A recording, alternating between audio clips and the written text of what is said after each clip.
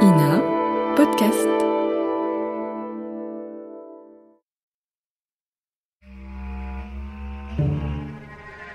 Affaire Guy Georges. Épisode 9. Le fichage ADN aujourd'hui en France.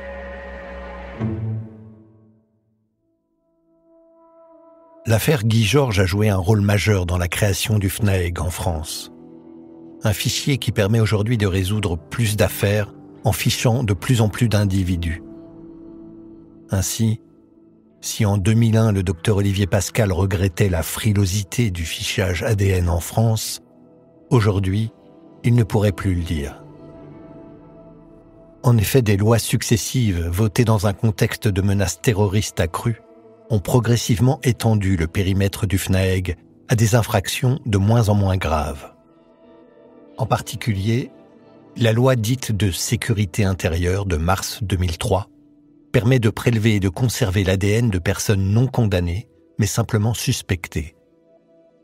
Ces dernières années, la question du fichage génétique surgit régulièrement dans les médias, notamment lorsque des militants sont condamnés pour avoir refusé de se soumettre à des prélèvements ADN.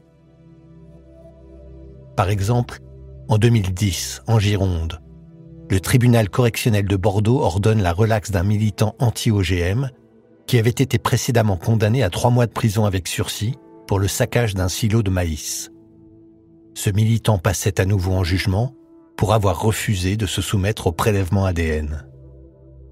Son avocat Pierre Urmic, devenu depuis maire de Bordeaux, dénonce les dérives du fichage ADN.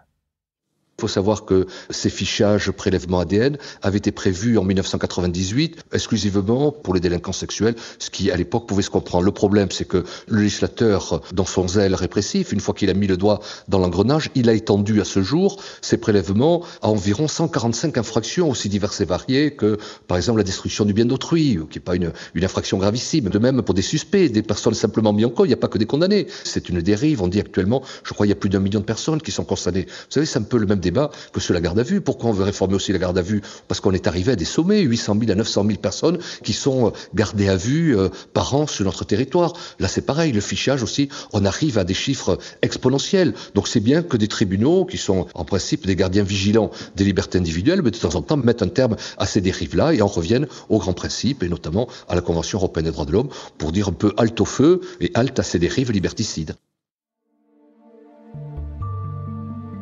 Aujourd'hui, le FNAEG compte 3,3 millions d'empreintes génétiques.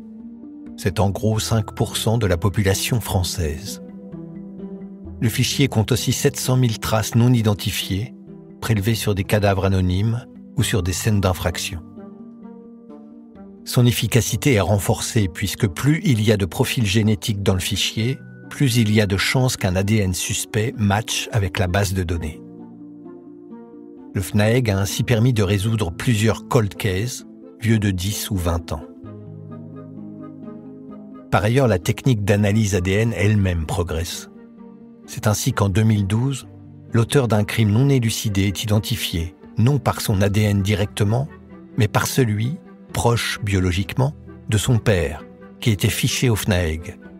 C'est ce qu'on appelle l'ADN de parentèle. Le premier crime que cette nouvelle technique a permis de résoudre en France, c'est l'affaire Élodie Kulik, assassinée en 2002 dans la Somme. En janvier 2012, l'avocat du père d'Élodie, maître Didier Robiquet, est l'invité du 19-20 de France 3 Picardie. Il a fallu, vous l'avez rappelé, attendre 10 ans pour utiliser une technique très particulière de recherche d'ADN. Pourquoi est-ce qu'on a attendu si longtemps pour utiliser cette nouvelle recherche ADN? Parce que vous venez de le dire, c'est nouveau. C'est la première fois en France que je crois une affaire est élucidée de cette manière. C'est l'évolution de la science et ce que l'on peut extraire de renseignements ADN qui a permis l'identification. Il ne faut pas oublier que les faits ont été commis il y a 10 ans et à l'époque, le fichier national n'avait qu'un nombre infime de signatures par rapport à ce qu'il y a maintenant. Alors qu'aujourd'hui, on est prélevé pour des délits mineurs. C'était pas le cas à l'époque. On parle, évidemment, donc ces 10 années, ça a été très très long. On parle d'une technique américaine. Est-ce que vous pouvez nous en dire un tout petit peu plus, en quelques mots ? C'est extrêmement technique, effectivement. Le principe a été d'identifier, grâce au FNAEG, un parent de l'auteur, puisqu'il avait un ADN très proche, et à partir de là, de rechercher s'il y avait dans la famille quelqu'un qui était potentiellement suspect. Et très, très concrètement, ce soir, on a des certitudes sur cet ADN ? Il est maintenant très facile de reconstituer à partir de l'ADN du père et de l'ADN de la mère celui du fils. C'est ce qui a été fait, et cet ADN est, autant que cela peut l'être, compatible et même identique à celui qui a été découvert sur le corps d'Élodie Kulik. Donc il y a une certitude d'identification.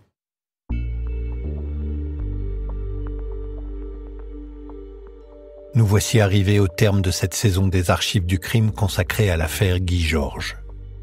Une affaire qui a tenu en échec la police pendant 7 longues années, entre 91 et 98. Pourquoi l'arrestation de celui que l'on a surnommé le tueur de l'Est parisien a-t-elle pris tant de temps ? D'abord parce qu'au départ, les crimes n'étaient pas reliés entre eux. Les crimes dits des parkings et ceux dits des appartements ont longtemps été traités par des groupes différents de la crime. Des groupes parfois en rivalité, qui ne partageaient pas leurs informations entre eux. L'affaire a ainsi révélé les lacunes de la police en matière de coordination et de partage d'informations. Ensuite, la traque d'un serial killer a montré les limites des techniques traditionnelles d'enquête.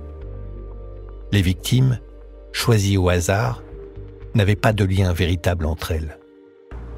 Si les enquêteurs ont cru en déceler, ils se sont révélés être de fausses pistes qui leur ont fait perdre du temps et de l'énergie. La technique du portrait robot, basée sur les témoignages d'une seule victime, a elle aussi montré ses limites dans cette affaire. Enfin, la difficulté à identifier le tueur a souligné la nécessité d'une base de données centralisée pour les profils génétiques. Cette base de données, le futur FNAEG, était à ce moment-là en discussion, mais suscitait, et suscite encore, beaucoup d'opposition du côté des défenseurs des libertés individuelles. En définitive, des empreintes digitales aux empreintes ADN, de l'enquête policière classique au profilage criminel et à l'analyse scientifique des scènes de crime, l'affaire Guy Georges est emblématique d'un moment de transition dans les techniques de la police française.